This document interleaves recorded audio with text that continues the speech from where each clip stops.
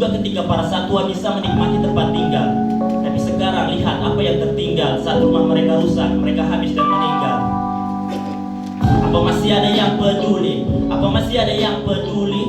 Apa masih ada manusia yang berdoa pada Tuhan agar alamku bisa pulih? Apa masih ada yang peduli? Apa masih ada yang peduli? Apa masih ada manusia bersedia untuk kalam ikut serta mencampuri? Kau mencangkuli bumi macam kulit. Ketika bumi ku hancur kau macam kulit. Pura-pura tak dengar, pura-pura tak tahu. Ekosistem lingkungan kau buat kacau. Berapa banyak yang terbuang? Gajah, harimau, orangutan dan beruang. Paru-paru dunia ditukar jadi ladang uang. Alam tanah dihancurkan orang-orang yang beruang.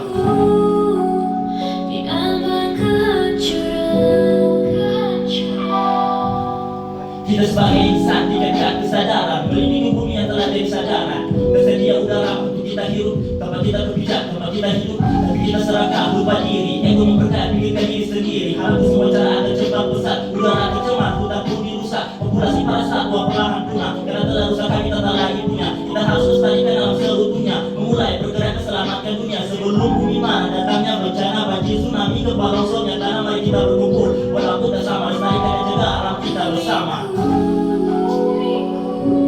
Bersedih menangis, sumber daya semua sudah dikuras habis. Di mana yang seharusnya dijaga bukan dirusak. Bumiku diambang kehancuran.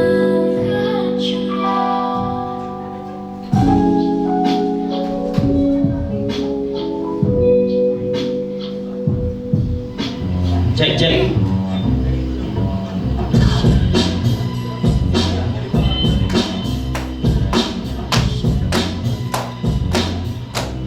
Yo, di Indonesia, negara dengan sistem demokrasi, hakikat setiap manusia punya hak asasi, namun ketimpangan sosial tak kunjung teratasi. Apakah keadilan hanya sebatas fantasi? Hukum dapat dimanipulasi yang berkuasa. Masyarakat kurang edukasi, tunduk tak kuasa yang di bawah, binasa yang di atas leluasa. Keadilan sosial bagi seluruh masyarakat. Inginkan keadilan yang merata, tapi kita yang bersuara dibungkam dan meratap. Hukum tajam ke bawah, tumpul ke atas, itu fakta. Kita yang tak berkuasa hanya bisa saling tatap. Mau sampai kapan lagi masyarakat jadi korban ketidakadilan? Kasus ketimpangan sosial marak terjadi. Penegakan hukum seharusnya dilandasi keadilan. Kita kawal selalu konstitusi agar tak dicurangi. Tegakkan hukum seimbang dengan akal dan nurani. Tegas dan berhati, cerdas mengamati. Keadilan sejati nurani konstitusi. Kita kawal selalu konstitusi agar tak dicurangi. Tegakkan hukum seimbang dengan akal dan nurani. Tegas dan berhati, cerdas mengamati. Keadilan sejati nurani konstitusi. Nurani konstitusi, bertindak dengan hati, berani berdiskusi, adil dan juga simpati, berani dikonklusi, hasilkan sebuah solusi, berlari dengan aksi konstitusi revolusi. Pemerintah harus tunduk pada konstitusi, menjalankan negara dan juga berkontribusi demokrasi lebih maju sesuai kebutuhan. Tanggung jawab masyarakat juga pada Tuhan. Aku, kamu, kita bersaudara atas dasar cinta tanah air dan sejarah. Setumpah Indonesia ku penuh sejarah. Tetap bergandengan jalan kita satu arah. Bersama kita maju, bersama kita lawan. Dari para pembangkang Bhinneka Tunggal Ika, lupa darah pahlawan. Metal kita, metal Indonesia, metal pemenang.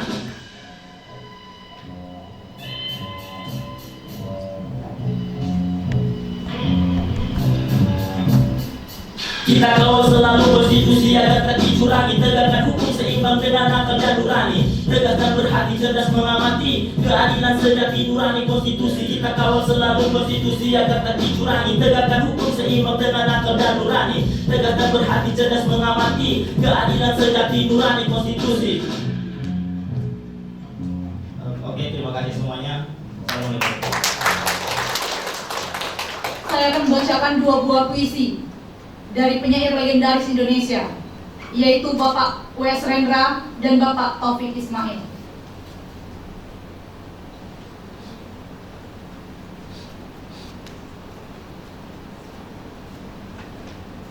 Taufik Ismail, kita adalah pemilik sah Republik ini.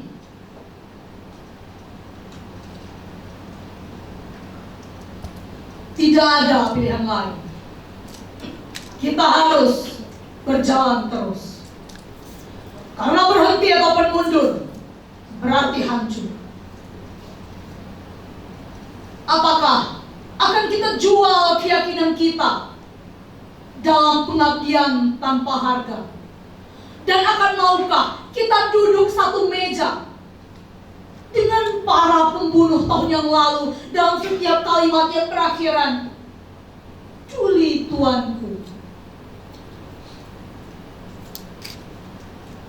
Tidak ada pilihan lain. Kita harus berjalan terus. Kita adalah manusia bermata sayu yang di tepi jalan mengacungkan tangan untuk oplet dan bus yang penuh. Kita adalah berpuluh juta yang bertahan hidup sengsara, dipukul banjir, gunung api, kutuk dan hama. Dan pertanyaannya, inikah yang namanya merdeka? Kita yang tidak punya kepentingan dengan 1000 slogan dan 1000 pengeras suara yang hampa suara. Tidak ada pilihan lain. Kita harus berjalan terus.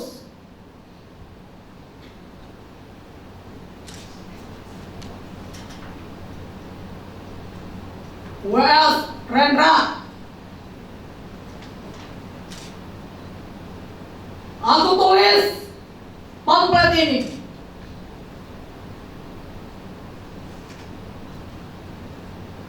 Aku tulis pamflet ini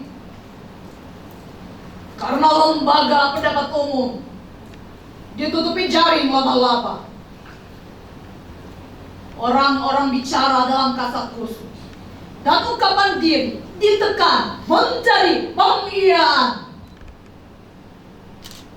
Apa yang terpegang hari ini bisa luput besok pagi. Ketidakpastian merajalela. Di luar kekuasaan, kehidupan menjadi teka-teki, menjadi berbahaya, menjadi isi kebun binatang.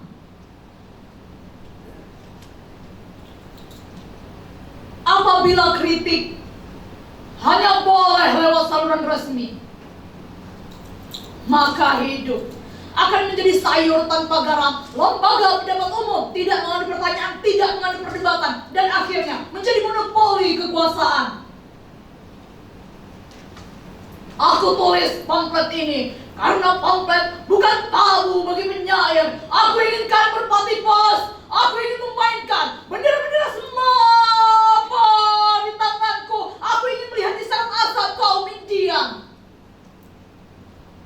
Aku tidak melihat alasan kenapa harus diam, harus tekan dan termangu. Aku ingin secara wajar kita bertukar kabar, duduk berdebat, menyatakan setuju dan tidak setuju. Kenapa ketakutan menjadi tabir pikiran? Kekhawatiran telah mencemarkan kehidupan. Ketegangan telah menjadi pergaulan pikiran yang merdeka. Dan di dalam air lumpur kehidupan, aku melihat bagi terkaca. Ternyata kita, manusia.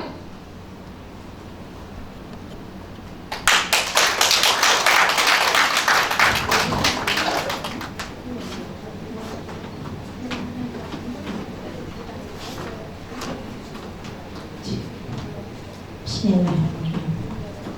Assalamualaikum warahmatullahi wabarakatuh. Marilah kawan-kawan seperjuangan yang ada di sini, kita gempalkan tangan kita untuk menyatukan suara. Hidup rakyat Indonesia! Hidup rakyat Indonesia! Hidup perempuan melawan!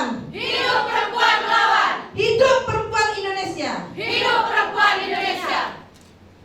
Kenapa saya minta gempalkan tangan untuk menyuarakan hidup rakyat? Karena kita rakyat yang sedang ditindas, yang tidak didengarkan oleh pemerintah. Kita pejuang di sini. Saya pejuang pasir besi di Desa Pasar Seluma. Nama saya Zeni Sipatri. Yang selama ini sudah 2 tahun lebih berkonflik, yang tidak ada penyelesaian, yang tidak ada tanggapan dari dinas-dinas manapun. Ketika kami datang dari dinas-dinas, kami akan segera menindaklanjuti. Tapi apa nyatanya sekarang? Tidak ada respon sama sekali. Saya sih bingung. Sebenarnya pemerintah yang dibentuk di Provinsi Bengkulu ini untuk apa sih kalau tidak bisa menyelesaikan konflik kita yang ada di Provinsi Bengkulu ini? Kita ini masyarakat yang sedang berkonflik. Dan kalian yang duduk di kantor itu untuk mendengarkan aspirasi, untuk mendengarkan suara rakyat yang harus kalian tindak lanjuti, yang harus kalian turun ke lapangan, apa yang terjadi, tapi nyatanya tidak. Kalau memang tidak ada fungsinya pemerintahan provinsi, maka untuk apa dibentuk pemerintahan? Saya heran. Konflik begitu banyak di Provinsi Bengkulu ini. Tidak satu pun aku dengar ada penyelesaian dari Provinsi Bengkulu. Ketika ditanyakan wewenang ada di pusat. Wewenang ada di pusat. Jadi untuk apa dibentuk pemerintahan kabupaten, pemerintahan provinsi, kalau semuanya kembali ke pusat? Kalau memang itu iya di pusat, paling tidak mereka bisa menyampaikan dan bisa menekan untuk orang pusat, untuk rakyat Indonesia, untuk rakyat Bengkulu yang sedang berjuang. Kami yang hadir di sini, orang berkonflik, orang bermasalah, orang yang sedang berjuang, memperjuangkan hak, memperjuangkan lingkungan, memperjuangkan tanah. Kami minta pada pemerintahan yang hadir di sini bukan hanya mendengar, bukan hanya melihat, dan setelah pulang apalah ibu itu.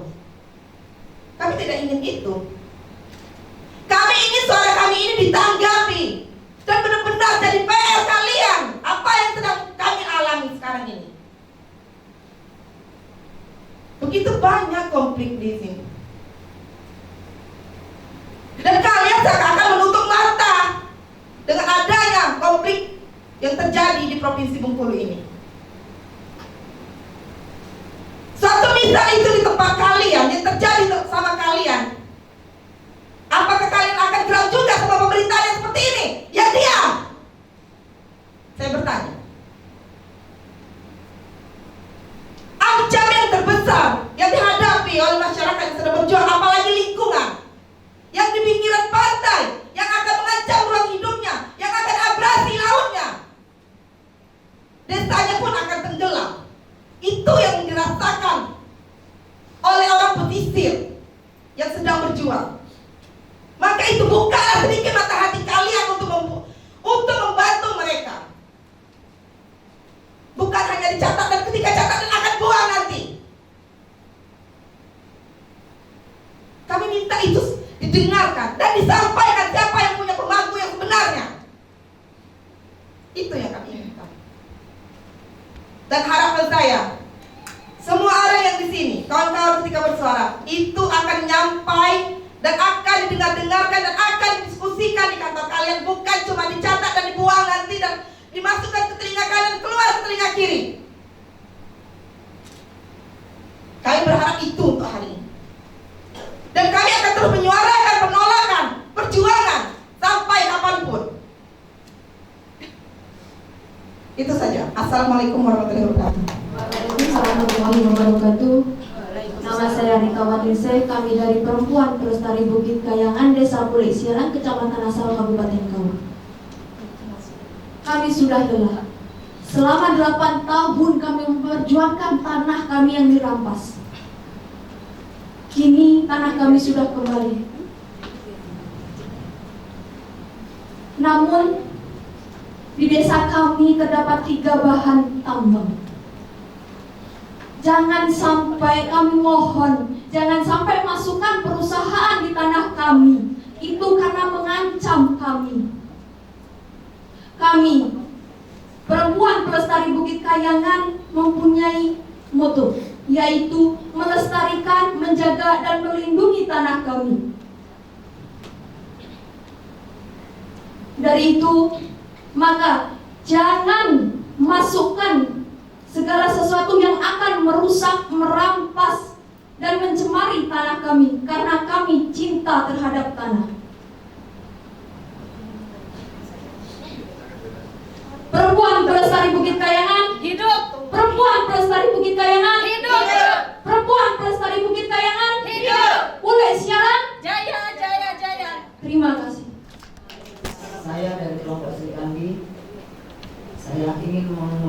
isi hati para perempuan, para masyarakat yang ada di Kelurahan Kandang. Karena dari tahun 90 tanah kami termasuk tanah BKSDA. Tapi pemukiman kami sudah banyak, pemukiman pribumi masih juga mau diambil oleh pemerintah untuk dijadikan tanah BKSDA. Kemudian kami sudah pergi kemana-mana, tidak ada yang mau membebaskan tanah kami. Sampai akhirnya tahun 2019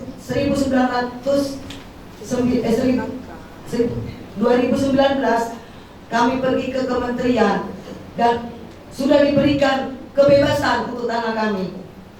Kami hanya minta dengan rendah hati. Dari dulu kami sudah minta bahwa pembebasan tanah kami. Dengan kebebasan tanah kami bukan hanya mau dibebaskan, tapi kami mau diberikan identitas seperti surat SHM. Karena disitulah mata pencarian kami, disitulah tempat kami untuk menghidupi anak-anak kami, dan disitulah kami rata-rata perempuan yang ada di situ di pesisir pantai pencari nafkah, yang kami bikin di situ status kami sebagai perempuan nelayan. Kami mohon sampean kami punya isi hati kami, dengarkanlah, karena kami juga diwajibkan untuk memilih pilkada. Yang mana kami pilih adalah kami yakin amanah. Kami mohon kalau memang amanah, perjuangkanlah masyarakat Bengkulu supaya kami hidup tenang, hidup aman, tidak ada gangguan dari pemerintah yang lain untuk membuat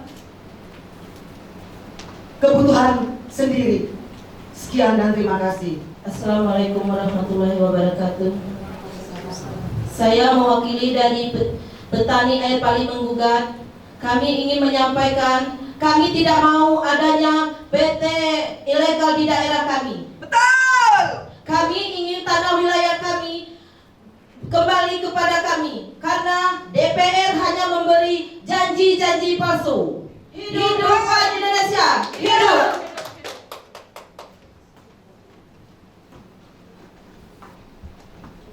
Assalamualaikum warahmatullahi wabarakatuh. Kami kelompok tani Desa Tanjungan. Kami mohon kepada pemerintah supaya kami bisa mendapatkan pupuk yang bersubsidi supaya hasil pertanian kami menghasilkan yang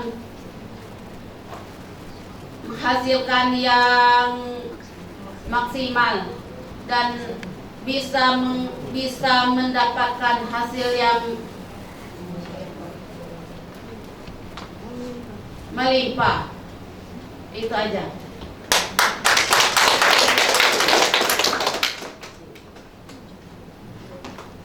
Ya, Assalamualaikum warahmatullahi wabarakatuh.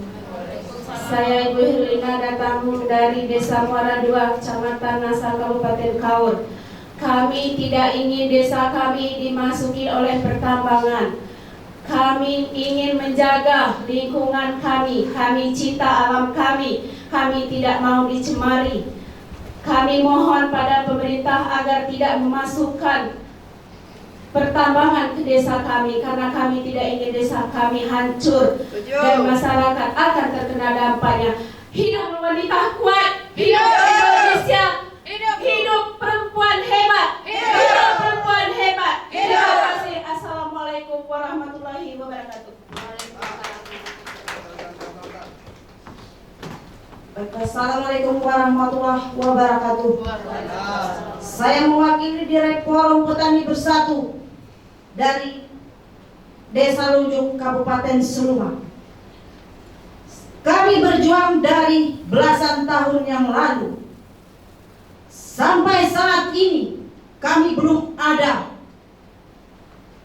tunjuk jalan untuk kedepannya untuk pembebasan lahan kami dengan PT SIL yang sekarang ini merajalela.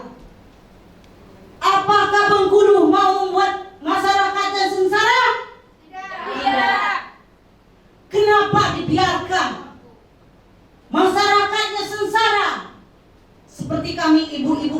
berdaya.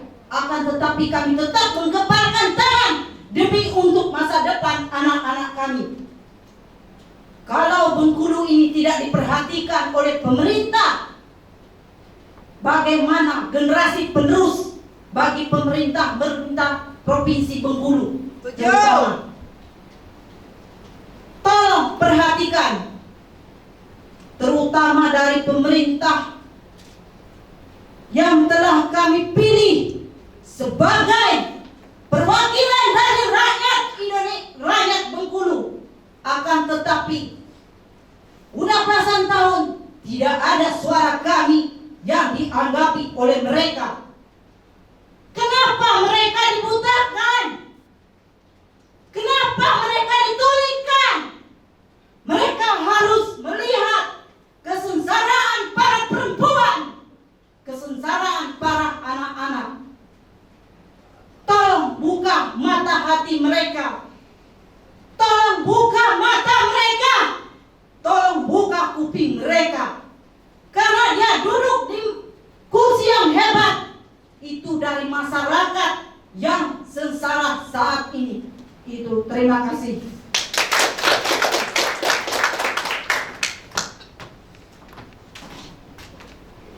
Bismillahirrahmanirrahim. Assalamualaikum warahmatullahi wabarakatuh. Hidup rakyat! Hidup! Hidup Pahlawan! Hidup! Hidup Indonesia! Hidup! Saya Rinduwati dari Petani Tanjung Sati ingin menyampaikan keluh kesah yang kami rasakan sebagai petani. Kami di situ dituduh oleh PT DDP yang di sana dia berdiri di atas tanah garapan kami tanpa ada legalitas yang ada PT berdiri di situ. Sedangkan kami ini petani, ibu-ibu. Kami ini petani tidak ada punya tanah, ibu-ibu. Tolong Ibrasi, tolong kami, ibu-ibu. Sampai-sampai kami dituntut untuk melawan hukum. Di mana itu keadilan yang ada? Sedangkan pemerintah kita ada, kita punya semua tidur, tidak mendengar, tidak melihat keretaan petani. Kami ini petani, hidup kami semua dari tanah. Di mana nanti untuk kehidupan anak-anak kami?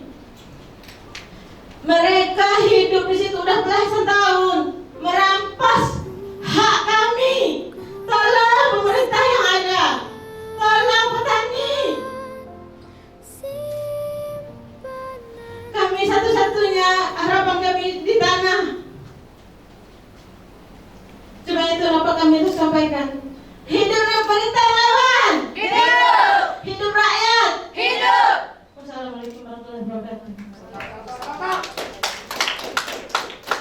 Assalamualaikum warahmatullahi wabarakatuh. Saya Penny Oktaviana dari kelompok perempuan peduli lingkungan maju bersama Kabupaten Rejang Lebong, Provinsi Bengkulu. Kami tahu kami mempunyai hak untuk mengelola hutan secara lestari. Dan perempuan juga mempunyai hak untuk mengelola hutan, yang itu memang sudah ada di dalam Peraturan Kementerian Lingkungan Hidup dan Kehutanan Nomor 9 Tahun 2021. Dan juga kami mendapat informasi dari Bapeda Bengkulu bahwa perhutanan sosial adalah salah satu program prioritas Bapak Gubernur Bengkulu. Tapi untuk saat ini kelompok perempuan yang mendapatkan hak untuk mengakses hutan secara legal hanya sedikit. Apakah karena kami perempuan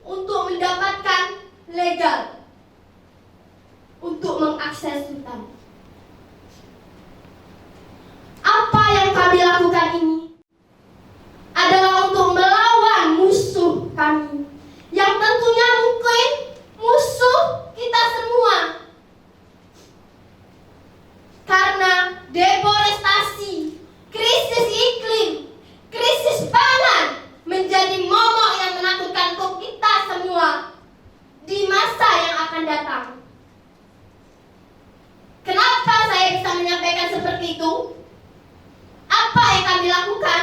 Contohnya seperti kami melakukan pembibitan pohon. Kami membagikan pembibitan pohon kepada penggarap, kepada petani yang kebunnya berdekatan dengan hutan.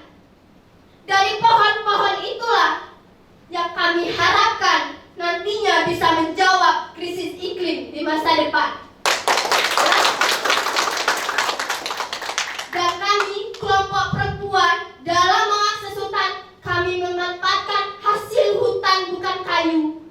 Yang tentunya hasil bukan hutan kayu itu kami manfaatkan untuk dibuat pangan olahan produk. Dan lagi-lagi kami berharap produk yang kami olah ini bisa menjawab di masa depan bila terjadi krisis pangan.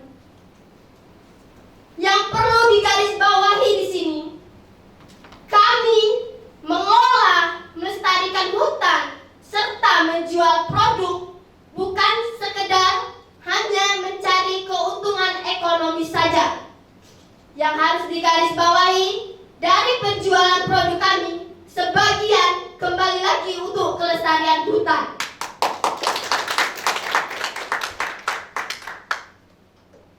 Untuk sekarang, khususnya di Bengkulu, baru ada 4 kelompok perempuan yang sudah mendapatkan legal mengakses hutan. Dan untuk saat ini ada 8 kelompok yang sekarang lagi berproses untuk mendapatkan akses itu. Dari 4 kelompok yang sudah mendapatkan akses legal, mereka berjuang. Apa yang mereka lakukan kami rangkum di sebuah buku yang berjudul Membangun Jalan Perubahan. Bukan asal kami menulis, kami ada alasan kenapa kami mau menuliskan cerita kami. Karena kami ingin perempuan yang ada di luar sana, perempuan yang ada di sini, perempuan yang ada di sini di luar sana, mau tetap memperjuangkan haknya, merebut haknya untuk lingkungan hidup. Dan juga kami berharap untuk teman-teman saya sesama perempuan, kalian harus semangat, kalian hebat, dan jangan lupa apa yang kalian lakukan, apa yang kalian perjuangkan, kalian tuliskan dalam tulisan, supaya itu menjadi dokumen dan kita perempuan mencetak sejarah baru bahwa perempuan bisa menulis, perempuan bisa berjuang, perempuan bisa. Sekali lagi, semangat untuk perempuan. Semangat. Assalamualaikum warahmatullahi wabarakatuh. Bismillahirrahmanirrahim. Assalamualaikum warahmatullahi wabarakatuh. Saya Nosi Winda Putri, kelompok perempuan Sungai Lemang, Desa Pondok Kelapa, Kecamatan Pondok Kelapa. Abrasi yang sangat parah. Kami tidak mau desa kami tinggal cerita, desa kami tinggal nama, bahkan desa kami bisa hilang selamanya. Saya meminta dengan hormat kepada para pemerintah untuk segera menindaklanjut agar desa kami bisa terselamatkan dari abrasi yang semakin lama semakin mengancam daerah kami, yang semakin lama semakin membuat kami ketakutan. Apa para pemerintah harus melihat korban jiwa dulu, harus melihat warga kami dulu menghilang. Ada rumah warga yang hanya tinggal sertifikat, bahkan abrasi sekarang sudah mengintai dapur kami. Di sana tempat lahir beta, dibesar dibuaikan bunda, tempat berlindung di hari tua, sampai akhir menutup mata. Hidup rakyat Indonesia! Hidup perempuan Indonesia! Hidup perempuan Bengkulu! Assalamualaikum warahmatullahi wabarakatuh. Saya mewakili kelompok perempuan Alam Lestari Desa Batu Ampar, Desa Tangguh Iklim, Desa Ekowisata, Desa Aman Pangan. Mengapa kami memilih kelompok perempuan Alam Lestari? Karena kita tahu hutan adalah paru-paru dunia. Alam adalah tubuh kedua dari perempuan. Sekarang kita sudah merasakan dampak perubahan iklim akibat lingkungan dan hutan kita yang telah rusak. Dari itu, kami, kelompok perempuan Alam Lestari, ingin melawan perubahan iklim itu dengan menerapkan aksi mitigasi dan adaptasi, dengan kebun campur atau kebun agroforestry. Di mana dengan itu kami berharap pemerintah dapat mendukung perjuangan kami, keinginan kami agar lingkungan dan alam tetap terjaga, masa depan dan generasi penerus kita tetap hidup sehat, cerdas dan kuat. Hidup perempuan cerdas. Hidup perempuan hebat. Hidup perempuan tangguh. Terima kasih. Kepada para pemerintah, pemangku kebijakan yang terhormat, itulah tadi aspirasi dari kami. Kami mohon dengan segala hormat, dengarkan aspirasi kami.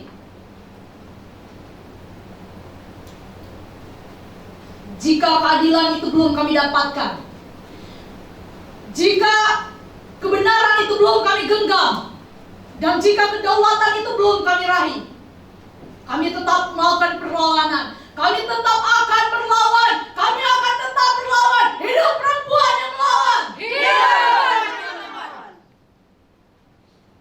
Dan kami di sini menegaskan bahwa kami tidak akan menerima apapun. Kami hanya menerima bentuk dari segala macam yang akan penjelasan dari kami. Dan teman-teman di sini, untuk hidup yang tidak dipertaruhkan, tidak akan bisa kita menangkan. Panjang umur perjuangan.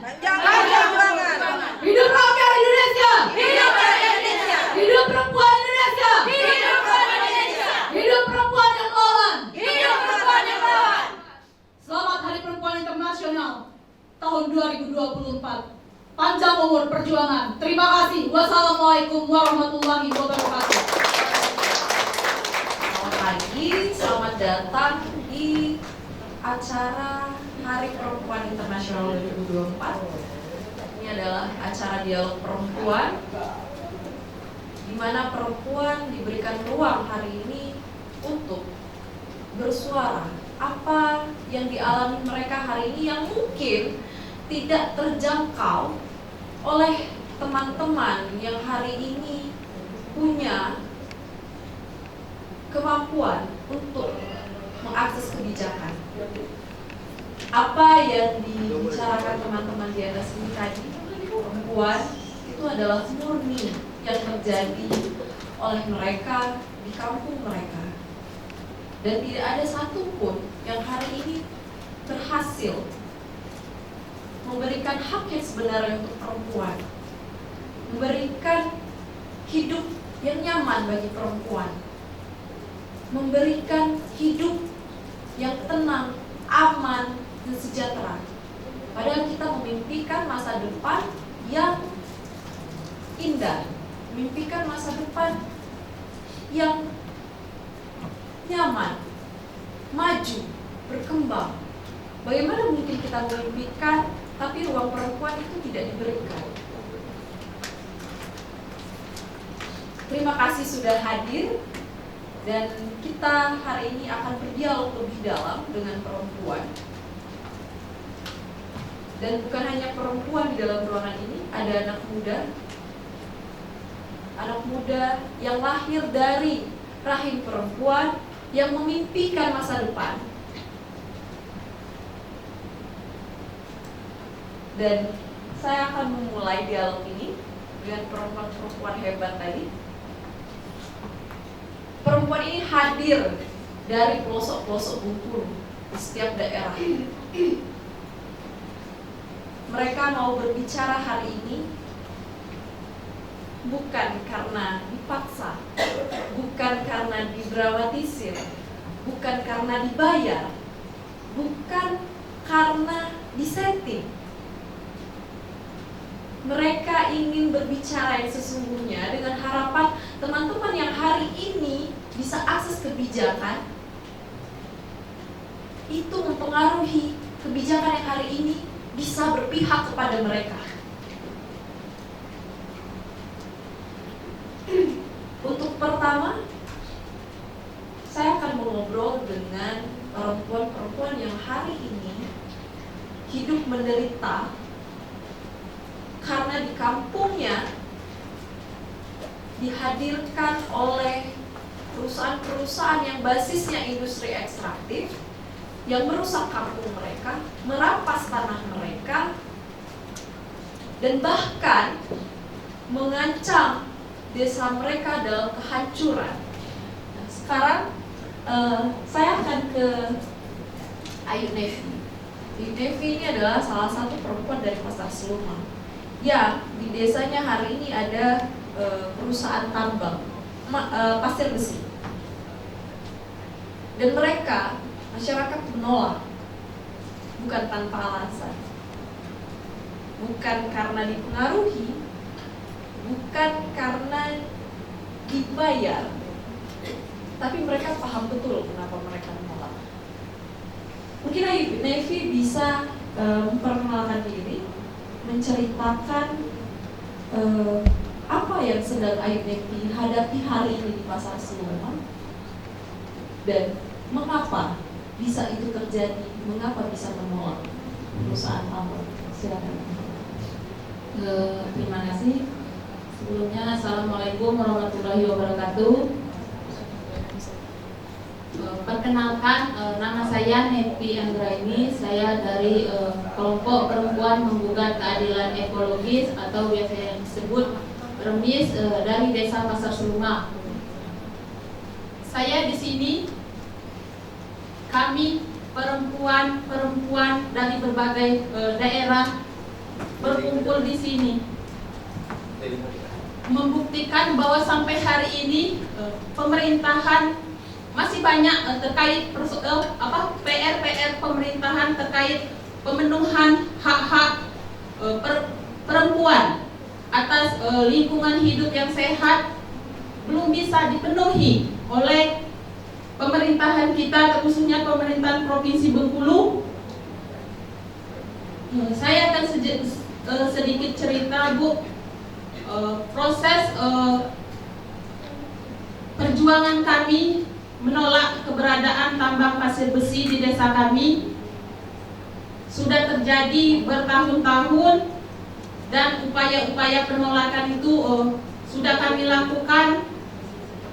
Sudah berbagai macam cara yang kami lakukan. Kami sudah mendatangi pemerintahan baik tingkat kabupaten, provinsi, bahkan ke nasional pun, ke kementerian terkait, dan kami sempat juga bertemu dengan presiden. Akan tetapi upaya yang kami lakukan sampai saat ini berbanding terbalik dengan apa yang pemerintahan lakukan. Mengapa saya mengatakan begitu? Karena pemerintahan mengeluarkan kebijakan-kebijakan yang menurut kami tidak adil untuk kami. Dengan proses-proses perjuangan kami yang begitu panjang, pemerintahan mengeluarkan seperti yang kami alami. Pada 3 Agustus 2022, Dirjen Minerba sudah mengeluarkan surat teguran pertama kepada PT FDA. Akan tetapi di 13 Januari 2023 ketiga, surat teguran itu sudah dicabut oleh Kementerian ESDM, dan pada 2 Mei 2023 juga Kementerian Lingkungan Hidup mengeluarkan terkait rekomendasi persetujuan lingkungan kepada PT EPA. Apa pemerintahan tidak melihat, tidak mendengar upaya-upaya yang selama ini kami lakukan, upaya penolakan yang kami suarakan, sehingga mereka mengeluarkan kebijakan yang menurut kami itu tidak adil, tidak melibatkan kami sebagai perempuan, masyarakat terdampak dari aktivitas-aktivitas pertambangan tersebut apabila mereka terus beraktivitas di desa kami. Perlu teman-teman ketahui, desa kami itu sendiri berada persis di pesisir barat Pasar Seluma, pesisir barat Bengkulu. Desa kami ditetapkan oleh BMKG sebagai desa rawan bencana. Tetapi apakah pemerintahan itu dari pemerintahan satu dengan yang lainnya tuh mereka mengeluarkan kebijakan itu tidak saling konfirmasi gitu.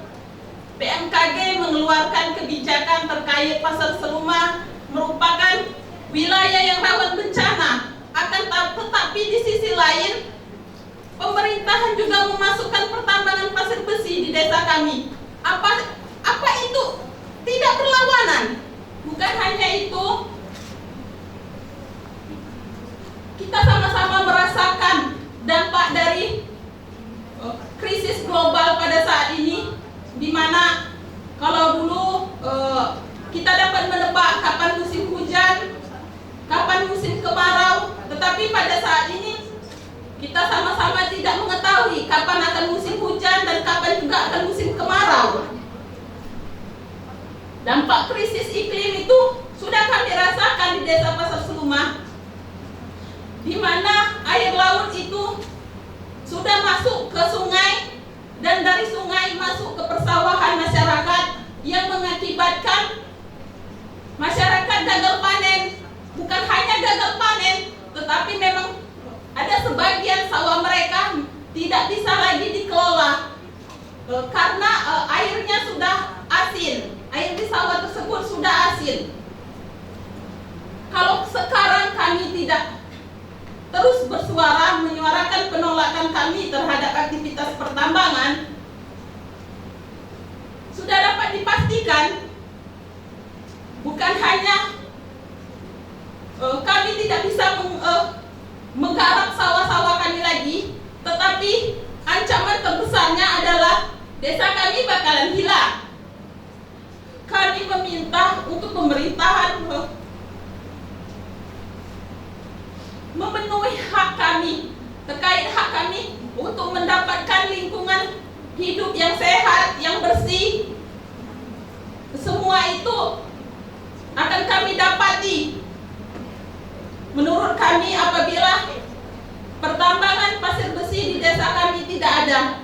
Mungkin hanya itu yang dapat saya sampaikan. Terima kasih. Bagaimana mungkin kita bisa berpikir memberikan investasi di wilayah-wilayah yang rawan hanya untuk sebuah rakusan? Itu kan sangat tidak masuk akal sekali dan tidak memikirkan bagaimana keberlanjutan hidup ke depan. Dan seberapa ingin masyarakat Pasar Seluma tambang itu keluar dari desa, karena yang kita tahu otak-otak orang-orang yang hari ini memegang kebijakan itu adalah investasi, yang katanya investasi itu untuk kesejahteraan masyarakat, untuk meningkatkan perekonomian masyarakat. Saya mau tanya Yunevi, seberapa besar masyarakat di sana ingin perusahaan tambang itu keluar? Lalu bagaimana dengan kehidupan masyarakat sendiri jika tidak ada perusahaan tambang? Apakah kehidupan depan pasar Seluma akan miskin, atau sebenarnya akan baik-baik saja, atau malah lebih Ya, baik? kalau mereka memasukkan pertambangan pasir besi di desa kami, terus cari remisnya lagi nanti di mana? Remis hanya tinggal sejarah, anak cucu kami tidak akan bisa menikmatinya lagi. Tanpa pertambangan pasir besi, masyarakat pasar Seluma sudah sejahtera. Untuk ke dinas KLHK, itu yang dinas KLHK yang mana, Bu? Iya, sekaligus mewakili gubernur.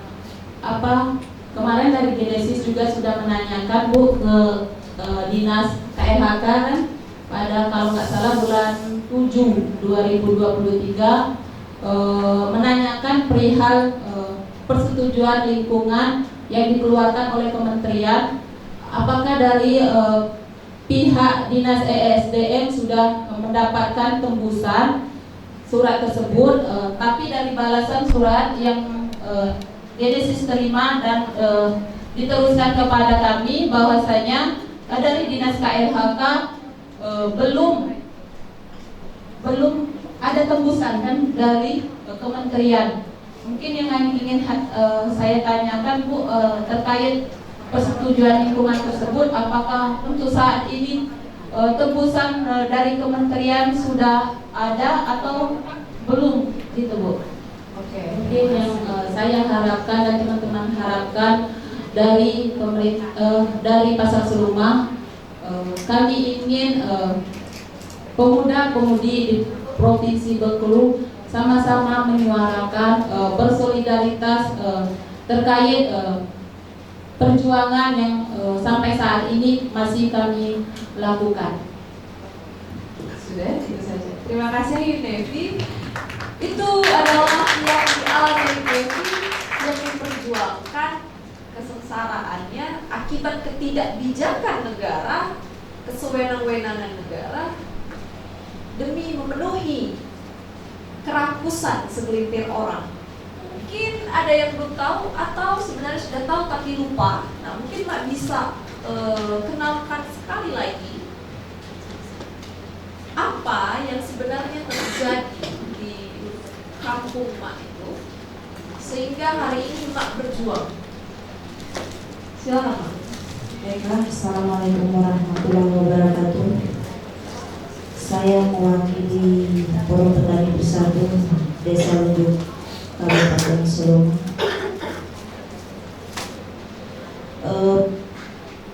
Perjuangan kami dari 2011 menolak perusahaan PT SIL itu udah sekian lama berjalan dengan berbagai macam cara yang dilakukan oleh bapak-bapak. Jujur, kami sebagai selaku perempuan, kami pasti di belakang.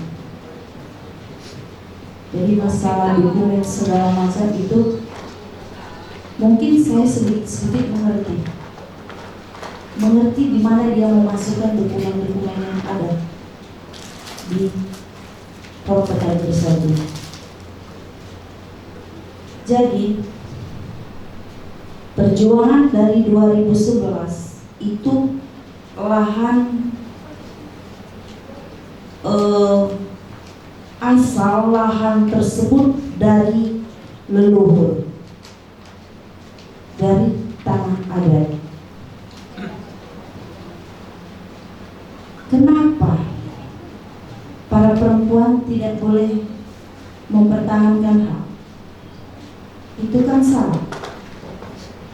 Jadi dari 2011 sampai sekarang kami tetap berjuang, tetap mempertahankan hak atas tanah, atas lahan kami dimasuki oleh perusahaan yang merajalela. Bahkan banyak sekali yang dilakukan oleh perusahaan yang ingin mengambil hak-hak kami di sana. Bermacam macam cara, sedangkan kita ini pribumi, mereka tamu di tempat kita. Kenapa kita dibuat seperti ini? Gitu.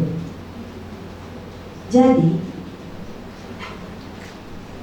perempuan menolak adanya pungli tersebut. Perempuan tidak senang adanya pungli tersebut. Kami menggugat masalah itu, mengadukan mereka ke pihak yang berwajib. Terus, kalau perusahaan tidak mencabut aturan mereka seperti itu, para ibu-ibunya tidak akan berhenti untuk memportal jalan. Mereka pakai tangan, bukan pakai portal yang seperti kita lakukan. Itu tangan ibu-ibu yang ada tangannya udah keriput, ada tangannya udah nggak layak lagi dibentang, tapi mereka tetap membentang tangan mereka demi untuk menyetop akses jalan. Saya berjuang udah belasan tahun supaya kami merasa tubuh kami merasa segar, sejahtera, pikiran begitu tenang. Ibarat pepatah mengatakan tidur nyenyak, makan nyenyak. Tapi yang saat ini salah yang kami rasakan. Tidur nggak nyenyak, makan tak kenyang. Karena memikirkan masa depan untuk generasi penerus kami, kalau lahan kami diambil oleh perusahaan, ke pemerintahan. Terus terima kasih kaum pemuda yang telah menyemangati ibu untuk duduk di sini, karena bukan apa ya, ibu berjuang di sini karena untuk anak-anak, bukan untuk apa. Bagaimana ibu, mungkin pendidikan ibu tidak seberapa, kemauan ibu-ibu setiap perempuan pasti mengatakan dia anak dari kami ini yang ada di sini lebih tinggi derajatnya dari ibu-ibu yang sekarang. Itu yang kami harapkan. Akan tetapi kalau hak atas tanah kami direbut, bagaimana kami mau sedangkan anak-anak kami ke depan? Itu yang buat ibu-ibu di sini rasakan berjuang demi anak-anak mereka, demi untuk cucu mereka. Kami tidak meninggalkan apapun, hanya kami tinggal setelah kami menutup mata. Kami punya peninggalan untuk masa depan anak cucu kami. Bagaimana anak cucu kami jangan sampai sesalah seperti yang kami alami saat ini. Itu hak kami, hak atas tanah kembalikan kepada ibu-ibu yang saat ini berjuang. Mungkin sudah tidak pernah, makanya ibu-ibu tidak pernah merasakan lelah demi melihat anak-anak mereka tumbuh subur, tumbuh sempurna. Namanya menyerah itu tidak mungkin bagi ibu perempuan. Jadi untuk kepemerintahan tingkat PPN itu tolong selesaikan konflik kami ini dengan sempurna, supaya hidup masyarakat dan hidup perempuan tidak terbebankan setelah menutup mata. Assalamualaikum warahmatullahi wabarakatuh. Perkenalkan, nama saya Indawati, utusan dari Petani Tanjung Sakti, Desa Siba. Siba Muko-Muko konflik dengan PT DDP dari Adang Pratama. Mulai dari awal 2022 masyarakat Desa Siba menemui bagian legal PT DDP, yaitu Saudara Yoyo dan satu orang humas Samarana. Mereka bertanya kepada beliau, bagaimana status dan adakah apa lahan tersebut, adakah KGU-nya? Gitu. Jadi Saudara Joyo itu mengatakan defisit 7 AP 300, sekian tidak mempunyai HGU, cuma mengantongi izin prinsip. Defisit 4 dan 5 AP 10 kilo sepanjang boundary juga sedemikian. Jadi masyarakat kami itu pulang lagi, kan sudah mendengar cerita Saudara Yoyo, pulang ke rumah. Jadi mereka berunding menelepon kawan-kawan, kalau nggak salah lebih kurang dari 15 orang. Dia bercerita bagaimana selanjutnya.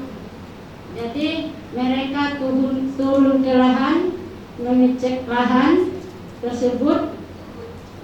Sampai di sana, lahan tersebut memang tidak diurus, Ibu. Nah, kita bikin pondok bersama, kita mau menggarap tanah ini, kan? Sedangkan pondok itu, ibu-ibu, adik-adik, jadi pondok itu digesek dengan kami sendiri yang menggesek itu.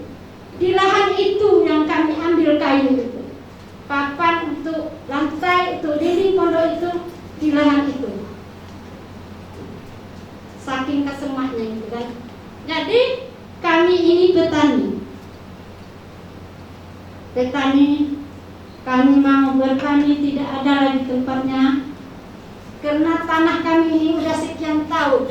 Sedangkan sawit itu tahun tanam 2005 sampai saat ini tidak ada legalitasnya. Dan juga kami sudah pernah mengirimkan surat kepada Menteri ATR, BPN Pusat, dan instansi terkait. Jadi tidak ada balasnya, gitu kan. Tidak ada tidak ada yang mengasihkan ini batas-batas HGU-nya, nggak ada sampai saat ini. Jadi kami petani, kami tidak mau jadi buruh tani. Kami tidak mau jadi buruh tani.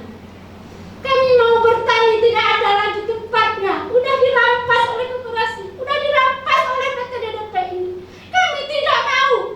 Tanah nenek moyang kami hilang. Kami tidak mau. Sedangkan DDP ini bukan orang sini.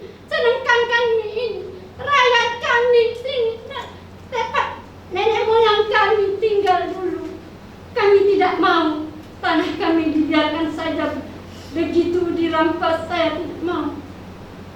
Jadi kami ini petani, mau bertanam, mau berkebun, tidak ada lagi tempatnya. Jadi tanah itu lahan udah jauh, sudah itu sekian lama bulan ke bulan bergantikan. Akhirnya PT DDP ini menggugat petani Desa Siba. 3 orang petani digugat di pengadilan. Alangkah kejamnya DDP ini, alangkah kejamnya sama petani. Sebenarnya tidak wajar DDP, tidak wajar PT menggugat petani. Itu saking kejamnya. Jadi kami kan petani itu dibersih, tanah itu, lahan itu kami bersihkan. Kami tanamkan tanaman muda, kami tanamkan kelapa, kayu-kayu bawang gitu, jengkol, kami bersihkan lahan itu. Sementara sekarang lahan yang sudah kami bersih itu dibersihkan lagi oleh PT LDP. Jadi tanaman kami itu ada yang udah ditebang, udah dipakai mesin, kan kelapa-kelapa kami itu. Alangkah kejamnya LDP. Kami tidak mau membiarkan. Kami tetap bertahan di tanah air nenek moyang kami. Kami tidak mau dirampas. Perusahaan masuk tanpa HGU ya, hanya izin prinsip. Secara izin berarti dia belum boleh sebenarnya bertanam, belum boleh bertanam gitu ya. Dan ternyata dengan kesewenangan membuat masyarakat terusir dari tanahnya sendiri gitu kan. Dan hari ini ternyata negara tidak mampu berbuat apapun untuk menyikapi hal itu. Dan Ibu Ida sudah menyampaikan seluruh apa yang dialaminya yang bertentangan dengan yang namanya kesejahteraan. Nah, Ibu Ida, satu kesempatan lagi, panggung ini untuk Ibu Ida, silakan Ibu Ida sampaikan. Ada semua pihak hari ini datang, Ibu Ida ingin mereka melakukan apa untuk Ibu Ida dan teman-teman di kampung dalam perjuangan? Mulai dari BDN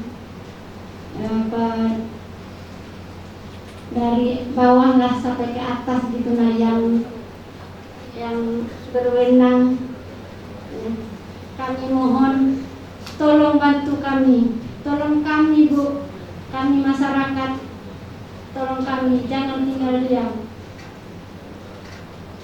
Dan juga kepada mahasiswa, anak-anak kami mohon bantuannya nak, jangan biarkan kami sengsara. Kami berjuang untuk dirimu nak, tolong kami. Kami berjuang untuk kamu, untuk masa depan mereka. Kumohon. Dari Petani Air Pali Menggugat ingin menyampaikan kepada pihak pemerintah yang berkaitan, terutamanya Bengkulu Utara, atas nama PT BRS itu kami sudah pergi ke pihak-pihak pemerintah untuk mengajukan HGU-nya mana untuk membuktikan. Terus berapa yang harus PT maksimal luas PT itu, tapi sampai sekarang tidak. Mulai dari kabupaten, provinsi, malahan kami aksi besar-besaran pas itu Hari Tani se-Indonesia di kantor gubernur. Janjinya ya, bilang dia, tapi sampai sekarang jauh nihil. Jauh. Tidak ada buktinya sama sekali. Sampai kami ke pusat tidak ada. Terus kami tanyakan ke pihak PT, mana Pak bukti HGU-nya? Bilang dia lagi diurus, tunggu setahun lagi. Tapi tidak ada. Terutama untuk Provinsi Bengkulu ini, kenapa sih di Provinsi Bengkulu ini perusahaan besar kok dipertahankan, tidak ada haknya, sedangkan kami rakyat kecil kok pajaknya diminta tiap tahun, kami bayar. Apa karena kami cuman sedikit duitnya, tapi apa kenyataannya? Suami-suami kami ditangkap, suami kami diinjak-injak untuk menanyakan hak kami, tapi apa? Tidak ada. Tidak ada buktinya. Suami-suami kami dibawa ke Polres, sampai suami-suami kami ditahan 6 bulan, sampai sekarang tidak ada buktinya, Bu. Bapak-bapak yang pemerintah Provinsi Bengkulu ini tidak ada buktinya. Tapi kami tidak akan mundur, tidak akan mundur. Sebelum tanah kami itu didapatkan, sebelum PT BRS lari dari dusun kami tidak berhenti. Gitu. Bisa dibilang merampas hak kalian begitu ya. Dan di dalam perjuangan itu tidak muluk-muluk. Kalau memang tanah itu mereka punya hak, buktikan mana haknya, gitu kan? Tetapi sampai hari ini tidak bisa dibuktikan. Dan ketika tidak bisa dibuktikan, malah masyarakat yang ditangkap. 14 laki-laki ditangkap, dan itu adalah suami daripada istri-istrinya dan punya anak. Dan apa yang terjadi setelah suami ibu-ibu dipenjara selama 6 bulan? Apa yang terjadi saat suami kami ditahan, kami tetap berjuang. Apa bentuk kesusahannya, Bu? Kesusahannya ekonomi, yang pastinya ekonomi. Logika apa? Dari segi pikiran, pokoknya semuanya sangat-sangat susah. Apakah dengan kondisi suami ditahan, ibu menjadi berjuang sendiri untuk nafkah, kemudian kebutuhan anak-anak, dengan tanah yang dirampas, apakah itu sesuatu yang biasa saja, tetap masih bisa dijalankan, atau sebenarnya pada akhirnya ibu tidak lagi menjadi mudah mengelola tanah, tapi mencari jalan lain untuk itu? Mencari jalan lain. Oke, seperti apa ibu? Mungkin bisa diceritakan. Biasanya saya bikin makanan kecil-kecilan dijual, tapi karena nggak ada modal lagi, selama 1 bulan kami bolak-balik ke Agam Makmur, sedang modal kami habis. Akhirnya itulah yang di jalan kami jadi buruh harian. Segala macam kredit tertunda semua. Sekarang Ibu Eka, terkait dengan semua yang diperjuangkan Ibu Eka, semua pihak hari ini hadir dan sudah mendengarkan cerita Ibu Eka. Ya, walaupun ada yang mendengar, mungkin ada juga yang setengah hati mendengar juga ya. Kita tidak tahu kan. Ibu Eka ingin bilang apa ke mereka? Ibu Eka ingin mereka melakukan apa terkait dengan perjuangan Ibu Eka hari ini di kampung? Yang kami inginkan dari perusahaan yang tidak ada HGU-nya Provinsi Bengkulu, tolong diusir. Itu aja. Itu aja. Hidup petani Indonesia. Hidup perempuan lawan. Terima kasih. Tetap berjuang karena yang diperjuangkan itu adalah hak, gitu ya. Dan ya jangan berhenti gitu. Terima kasih banyak. Nah, inilah teman-teman, kita yang membayangkan soal kesejahteraan, bisa kita bayangkan apakah kesejahteraan itu yang macam ini? Apakah meningkatnya, yang dikatakan meningkatkan ekonomi taraf kehidupan itu yang seperti ini? Yang tadinya mereka merdeka dengan tanahnya, kemudian turun jadi buruh, itukah yang disebut meningkat? Apakah dari menjadi petani kemudian jadi buruh itu meningkat? Itu bisa kita tanyakan sendiri dalam otak kita dan jawab sendiri dengan menggunakan pikiran, akal sehat, logika, dan gunakan hati. Terima kasih ibu-ibu, sampai bertemu lagi. Silahkan ibu-ibu dari KPPR, ada yang dari Rejang Lepong, ada yang dari Kaur, ada yang dari Bengkulu Tengah, Pondok Kelapa, yang hari ini sedang menyelamatkan hidupnya juga. Nah, mungkin ke Ibu Rita dulu, Ibu Rita. Ibu Rita mungkin memang tidak berhadapan dengan perusahaan seperti teman-teman yang lain. Nah, Ibu Rita mungkin bisa ceritakan kepada teman-teman apa yang sebenarnya diperjuangkan oleh Ibu Rita, apa yang sedang dihadapi oleh Ibu Rita hari ini, dan ya ceritakan semua perjuangan, tujuan dan segala macam itu kepada teman-teman yang hari ini Ibu lakukan. Silakan Bu. Assalamualaikum warahmatullahi wabarakatuh. Saya Ritawati dari KPPR Maju Bersama Desa 48, kelompok perempuan-perempuan peduli lingkungan, yaitu baik yang pemberdayaan maupun yang ekosistem. Nah, jadi di dalam kemitraan konservasi di sana ada 2 bagian, yaitu yang kami lakukan itu yang di pemberdayaan, yang kelompok-kelompok lain itu ada pemulihan ekosistem.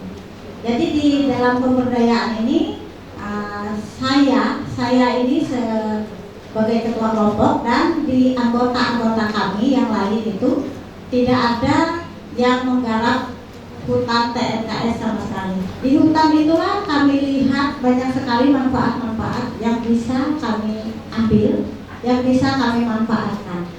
Terkait dengan manfaat-manfaat yang ada di hutan itu, jadi kami menggunakan hak atas hutan, atas lingkungan hidup, dan atas pemanfaatan hasil hutan-hutan kayu yang kami lakukan di situ. Selama kami belum belum mendapatkan legal itu, kami itu membuat pembibitan yang kami lakukan karena kami memikirkan kayak gini. Kalau kami tidak membuat pembibitan kan untuk perubahan iklim. Nah, di dalam perubahan iklim kan kalau dulu kan, kalau di desa saya nih khususnya kan, kalau dulu saya tuh masih kecil tuh tahu kalau bulan berber kata orang tua itu musim hujan kayak gitu kan. Nah nanti selain itu musim panas. Kalau sekarang nggak tahu lagi, ada ber, ada yang ini nggak tahu lagi panas hujan kayak gitu. Lagi pula kalau dulu itulah yang saya ceritakan, minyak di tempat kami itu minyak goreng itu beku, kayak itu bisa diirisin kayak gitu kan, bisa diiris. Kalau sekarang saking dinginnya, karena mungkin saking lebatnya juga hutan. Kalau sekarang mungkin karena hutannya sudah rusak, sudah nggak ada lagi hutan, jadi minyak juga sekarang nggak ada lagi yang beku, ya langsung sudah mencair kayak gitu. Saking udara sudah berubah. Nah, saking sudah berubah. Nah, jadi di dalam perubahan iklim itu, perubahan cuaca itu, maka kami berantisipasi. Nah, kami itu membuat pembibitan, tapi bibit itu bukan bibit semacam pohon-pohon aja.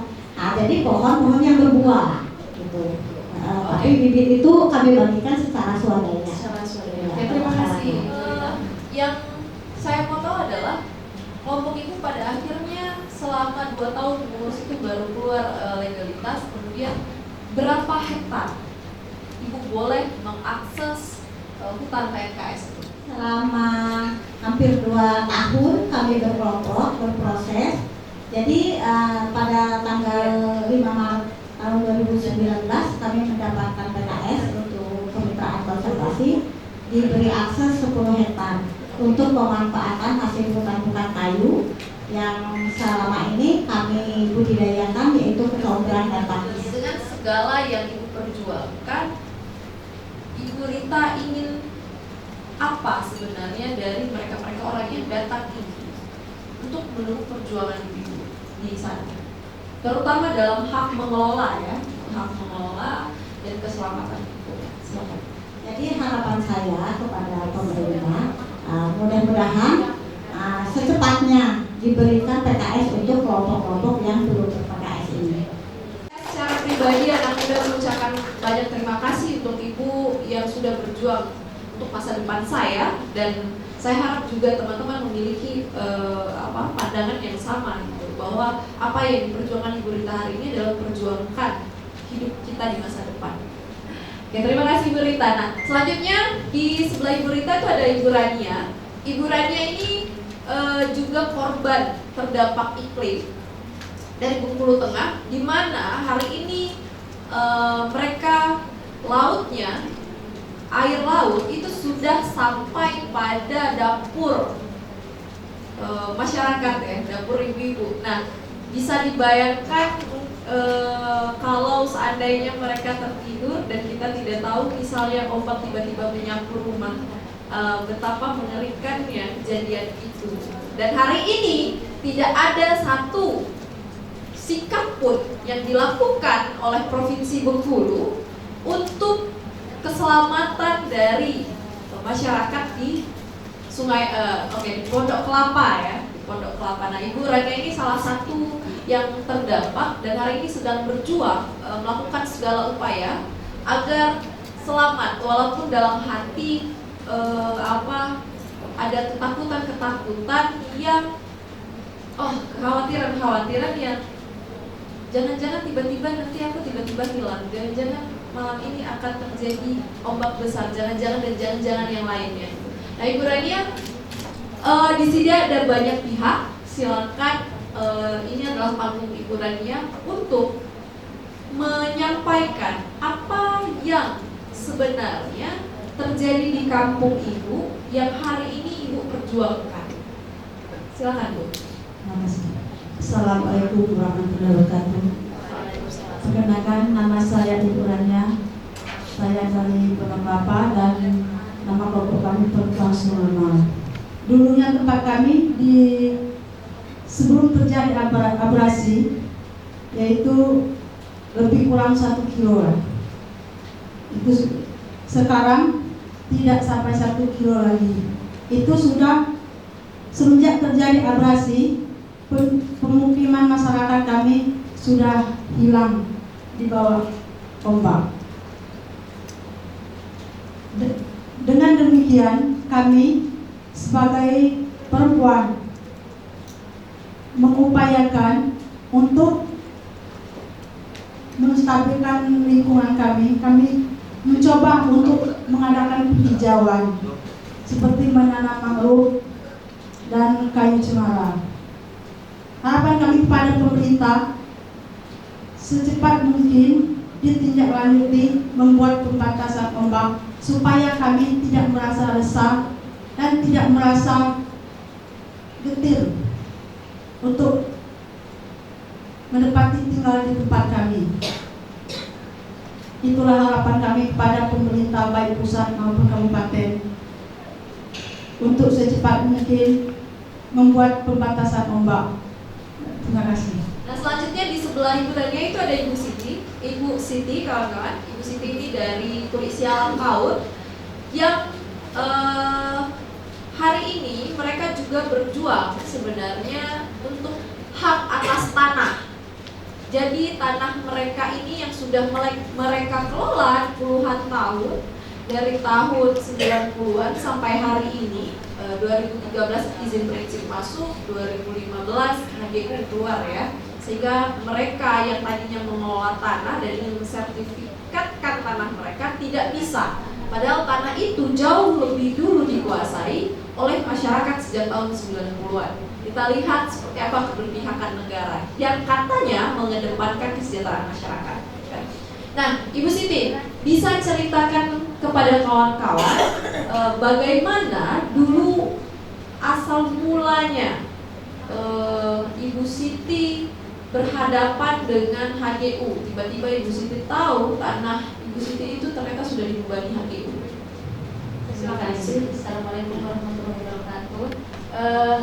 Awal mulanya itu kami tahu tanah kami terindikasi masuk HGU itu ada program kuota sertifikat untuk Kabupaten Kaur. Sebenarnya mungkin ini pertamanya kesalahan kepala desa kami, mungkin karena kepala desa kami yang pada saat itu menjabat mungkin lebih condong ke perusahaan. Mungkin tetangga desa kami lebih dulu mendapatkan sertifikat karena mereka lebih dulu mendaftarkan, dan mungkin tetangga desa kami sangat sedikit yang masuk HGU karena lebih dulu mendapatkan sertifikat daripada perusahaan. Sebenarnya kami tahu tanah kami terindikasi masuk HGU itu tahun 2016. Kami tanpa kepala desa datang ke BPN menanyakan apakah kuota pembuatan sertifikat itu masih ada. Ternyata masih ada, tapi kami diberi waktu cuma setengah bulan. Setelah kami kerjakan semuanya, kami setorkan mungkin hampir sekarung besar, bapak-bapak, ibu-ibu, kami bawa, kami setorkan. Setelah sampai ke BPN, berkas kami ditolak. Kami bawa lagi hampir satu karung besar, karena mungkin di tahun 2016 lebih banyak itunya ya, mungkin ada yang lebih tahu apanya. Berkasnya itu yang itunya lebih banyak daripada tahun sekarang, lebih tebal gitu, lebih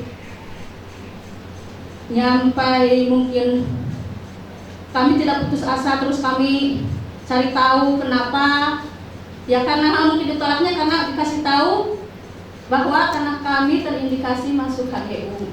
Ya kami tunjukkan bahwa kami sudah bolak-balik BPN, tidak ada tanggapan.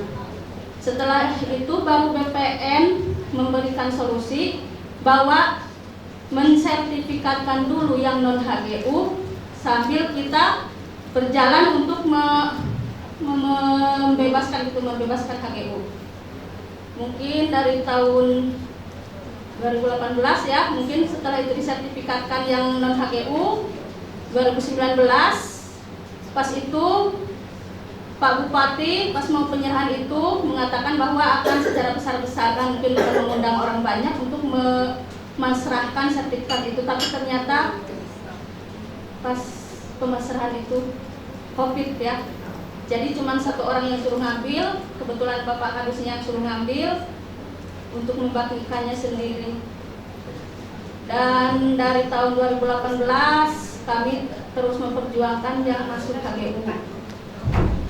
Mungkin kami terus ya sampai kami mengadakan pemortalan dari tahun 2018 itu, baru kemarin mungkin tahun 2023 akhir ya baru diintelapkan.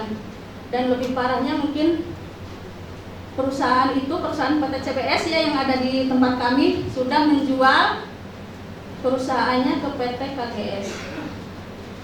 Tapi mungkin alhamdulillah kami tidak seperti teman-teman yang lain yang sampai ada yang ditangkap, ada yang disiksa, ada yang macam-macam. Kami mungkin cuman waktunya yang panjang, mungkin di kami itu mungkin tidak ada kekerasan, tidak apapun, cuman jangka waktunya yang panjang. Di depan kami mungkin ya rintangan yang lebih berat. Sebab yang saya lihat dari luasan daratan Provinsi Bengkulu yang 1.900 juta hektar itu 166.000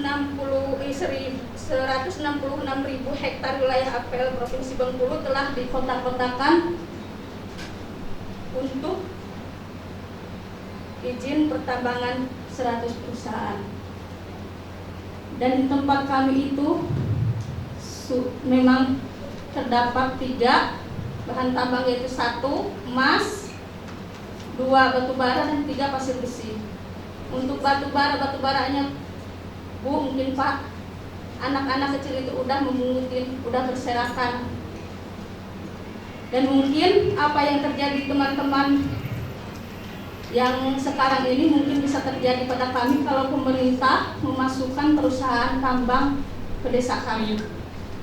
Jadi untuk itu kelompok pelestari bukit kayangan, mungkin untuk pasir besi ya Bu, kenapa kami menamakan kelompok pelestari bukit kayangan? Karena yang pasir terkhusus pasir besi itu berada di Bukit Kayangan. Bukit Kayangan itu tinggal secuil Bu, sedangkan dari Bukit Kayangan itu 3 desa yang mengambil airnya. Tiga desanya itu yang kemarin menjadi desa persiapan, maksudnya yang dimekarkan. 1 Sumber Makmur, sekarang yang tadinya Sumber Harapan mecah jadi Sumber Makmur apa. Yang kedua tadinya Air Pahlawan mekar menjadi Datar Selpak. Yang ketiga kami sendiri Pulau Sialang. Mungkin untuk karena sekarang Hari Perempuan ya Basel, dan mungkin di sini banyak yang perempuan-perempuan yang masih belum didengarkan gitu. Padahal kalau kita lihat, kita ini Allah dari menciptakan dunia ini semua namanya mungkin hampir seperempuan namanya perempuan. Kayak bumi nggak ada Pak kan, bulan, bintang, matahari. Mungkin Allah itu sesungguhnya suruh memuliakan perempuan. Kita semua manusia dilahirkan dari perempuan. Bahkan Al-Quran pun menegaskan bahwa tidak ada yang lebih superior antara perempuan dan laki-laki. Allah Subhanahu wa Ta'ala memuliakan keduanya berdasarkan akhlak, keimanannya, dan ilmunya. Dan mungkin tentang kesetaraan gender juga Al-Quran menegaskan bahwa 1 mungkin laki-laki dan perempuan sama-sama hamba Allah. 2 laki-laki dan perempuan sama-sama khalifah di muka bumi. 3 laki-laki dan perempuan sama-sama mendapatkan perjanjian primordial. Dan yang keempat, laki-laki dan perempuan sama-sama berpotensi meraih prestasi. Mungkin itu aja. Selamat Hari Perempuan Internasional. Terima kasih Bu Siti. Nah, jadi aku cukup menyimak dari awal sampai akhir ya. 9 tahun baru bebas. Itu pun belum punya sertifikat. Sebegitu sulitnya masyarakat untuk punya legalitas yang menyatakan ini adalah hak saya. Padahal di dalam aturan negara itu punya kewajiban untuk mengakui, memberikan, menghormati, menghargai hak manusia dan tidak terkecuali hak atas tanah itu tadi. Nah, Tadi Bu Siti juga bercerita bahwa kedepannya kami sungguh khawatir. Dia bilang kalau sewaktu-waktu pemerintah memasukkan izin pertambangan di desa mereka, karena mereka sangat kaya, ternyata ada emas, batu bara, dan pasir besi atau biji besi. Biji besi, oke, biji besi bukan pasir besi. Ya, pokoknya antara pasir besi dan biji besi, oke. Baiklah, ada 3 barang tambang itu di kampung mereka, sangat kaya, dan mereka khawatir jika perusahaan tambang masuk. Sedangkan baru perusahaan sawit saja mereka sudah kehilangan hak, apalagi kalau nanti perusahaan tambang masuk, akan hancurlah wilayah itu seperti di daerah-daerah lain yang Ibu Siti tonton di televisi, yang Ibu Siti dengar kemarin dari teman-teman yang mengalami langsung dampak dari pertambangan. Aku mengundang satu dari perempuan yang rasanya tidak lengkap kalau dia juga tidak menyampaikan apa yang hari ini sedang diperjuangkan. Oke. Dari Kempahyang ya, ada Ibu Supartina. Silakan ke panggung Ibu Supartina. Iya, Ibu Supartina ini perempuan yang juga berjuang. Jadi kawan-kawan, semua perempuan yang hadir hari ini adalah semua perempuan yang berjuang gitu ya. Nah, Ibu Supartina, sekarang aku berikan panggungnya kepada Ibu. Silakan Ibu memperkenalkan diri, apa yang sedang Ibu perjuangkan di kampung, apa yang Ibu lakukan, dan mengapa Ibu memperjuangkan itu, apa tujuannya. Silakan Bu. Bismillahirrahmanirrahim. Assalamualaikum warahmatullahi wabarakatuh. Nama saya Supartina Paksi, berasal dari Desa Batu Ampar, Kecamatan Merigi, Kabupaten Kempahyang, Provinsi Bengkulu. Kalau iklim sudah berubah, cuaca berubah, suhu meningkat, itu akan mengakibatkan terhadap perempuan. Karena di situ banyak sekali akibatnya dengan perempuan. Bisa misalnya kami di situ dominannya kan kebun kopi. Kalau nanti itu perubahan iklimnya sudah timbul, mungkinan kebun kopinya itu punah. Tidak bisa menghasilkan lagi buah kopi, tidak bisa menghasilkan lagi seperti kami kan ada produk tuh, ada daun kopi, peyek daun kopi, ada stik kunci, stik rebu. Maka kami di situ juga akan mencoba melindungi, dan kami telah mencoba menanam bibit, sudah mau mengulang melindungi lagi itu dampak dari itu tadi, coba mengantisipasi. Nah, sekarang kami udah membibit.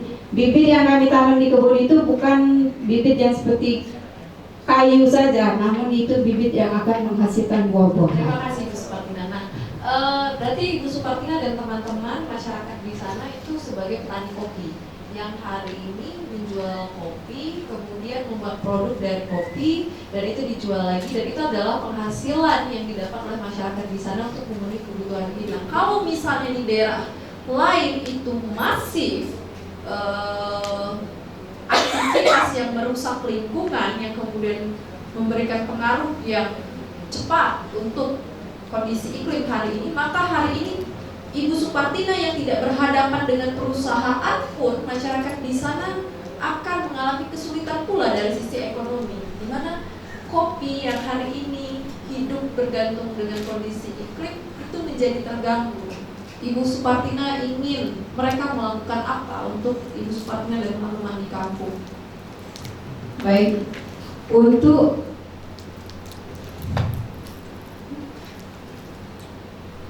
pemerintahan terkait, kami mohon bantuan atau bimbingan kepada kelompok kami semua, dan kami juga minta tolong hak-hak perempuan itu tegakkan lagi, Bu. Tolong minta hak-hak perempuan itu, kami sangat mohon, Bu. Dan kami kedepannya mohon kepada ibu-ibu sekalian, kami jangan didiamkan aja, Bu. Permohonan kami jangan didiamkan. Kami mohon kepada ibu-ibu nantinya bisa menyampaikan atau memberikan solusi kepada kami gimana nantinya kami bisa melanjutkan kehidupan kami ke depan, Bu. Nanti kalau anak-anak dan cucu kita tidak bisa untuk kedepannya, gimana, Bu? Saya cuma sedikit sih, Bu, minta tolong pada ibu-ibu kembalikan hak perempuan itu, tuntut hak perempuan, kita bersama-sama menuntut hak perempuan. Masih ada? Atau cukup? Cukup, itu aja. Cukup. Terima kasih Koko, beri semangat untuk ibu-ibu. Terima kasih Monika, Ibu Rania, Ibu Siti dan Ibu Supar. Aku persilakan untuk kembali ke tempat duduknya di bawah. Iya, buat. Nah, kalau kita mau berbicara untuk kepentingan rakyat, kembalilah ke rakyat, tanya apa yang mereka butuhkan. Mereka itu lebih tahu dari yang mereka butuhkan. Jadi kita itu jangan memposisikan sebagai dokter yang langsung bikin obat yang kita sendiri tuh tidak tahu sakitnya apa. Saya ada obat, silakan dimakan, tapi tidak tahu sakitnya apa. Kira-kira gitu ya. Kondisi di mana kita berspekulasi sendiri, oh sepertinya negara ini butuh ini, butuh itu. Tapi tidak dipertanyakan kepada masyarakat apa yang sebenarnya yang dibutuhkan. Karena berbicara negara, salah satu komponen negara itu adalah rakyat. Dan dalam itu terutama ada perempuan. Gitu ya kawan-kawan. Dan saya sangat percaya sebenarnya teman-teman dari banyak pihak di ruangan ini, baik dari dinas-dinas pemerintahan, anak muda maupun NGO, banyak sekali yang sebenarnya ingin disampaikan di ruangan ini terkait dengan apa yang dialami oleh perempuan dari awal sampai akhir tadi yang disampaikan. Oke, di luar sudah ada makan siang dan kembali ke dalam ruangan, silakan berbicara lebih dekat dan apa yang ingin disampaikan yang dari tadi mungkin sudah dicatat, sudah disiapkan, silakan disampaikan dengan ibu-ibu yang hari ini sudah hadir berbicara dari hati ke hati. Ini adalah saatnya. Dan saya terima kasih, acara dialog ini telah selesai. Saya tutup, saya Sylvia, senang sekali bisa memfasilitasi sesi dialog perempuan hari ini. Wassalamualaikum warahmatullahi wabarakatuh. Air mata pusaka abadi nan jaya Indonesia sejak dulu kala tetap dipuja-puja bangsa di sana tempat lahir beta dibuai dibesarkan bunda tempat berlindung di hari tua tempat akhir menutup mata.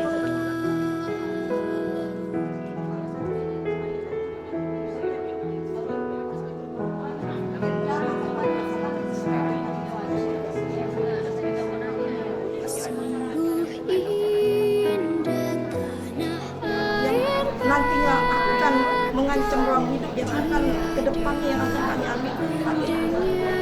Tapi ibu ya enak, jangan resah. Emang Karya indah Tuhan Maha Kuasa bagi bangsa yang memujanya. Indonesia ibu pertiwi, kau ku puja, kau ku kasihi.